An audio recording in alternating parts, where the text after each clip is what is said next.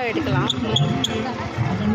Hello, welcome to Kalasakthi channel. Okay, Ayyappan கோயிலுக்கு வந்தோம். சாமி தரிசனம் பார்த்துட்டு வீட்டுக்கு கிளம்புறோம். முருகர் கோயில் போகலான்னு பார்த்தோம். செம கூட்டமாக இருக்குது. சரி, ஈவினிங் போகலாம் அப்படின்னு நினச்சிட்டு கடைக்கு போய்கிட்டு இருக்கிறோம். என்னுடைய வெட்டிங் ஆனிவர்சரி. இது வந்து ஐயப்பன் கோயில் போகிற வழி. மகாலிங்கபுரம் ஐயப்பன் கோயில் போகிற வழி இது.